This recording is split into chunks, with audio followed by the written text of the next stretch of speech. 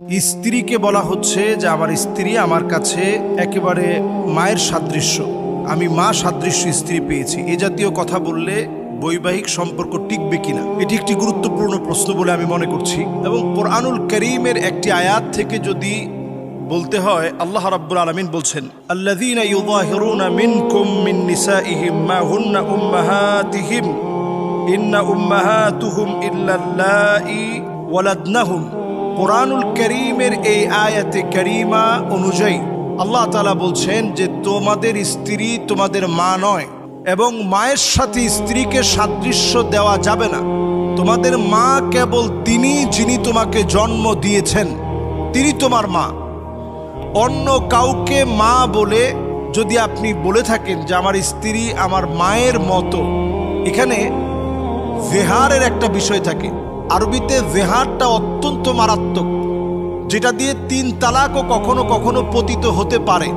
যেমন আমরা বলে থাকি যে আপনি স্ত্রীকে বললাম তুমি আমার কাছে আমার মায়ের মতো, উদ্দেশ্য যদি এই হয় যে তাকে 3 তালাক দিয়ে দিব, 3 তালাক শব্দটা বলা কঠিন, বা আমার ছেলে মেয়ে শুনলে কি বলবে, এমন শব্দ বলবো যে শব্দ দিয়ে 3 তালাক পতিত হয়ে যাবে। এই উদ্দেশ্য যদি কেউ বলে যে তুমি আমার কাছে আমার মায়ের মতো, অথবা তুমি আমার কাছে আমার মায়ের পেটের মতো, অথবা তোমার পিঠ আমার মায়ের পিঠের মতো, উদ্দেশ্য যদি এই হয়, মায়ের দিকে যেমন দৃষ্টিকে অবনত রাখতে হয়, এই দৃষ্টি আজকে থেকে তোমার দিক থেকে অবনত করে ফেললাম, উদ্দেশ্য যদি এই হয়, তাহলে কিন্তু তলাক পতিত হয়ে যাবে। তবে হ্যাঁ, স্ত্রী অনেক বেশি কেয়ারিং, স্বামীকে অনেক বেশি ভালোবাসে, মহাব্বত করে, স্বামীর পছন্দ অপছন্দের খবর নেয়, স্বামীর ভালোবাসাকে অনেক বেশি দাম দেয়, মূল্যায়ন করে।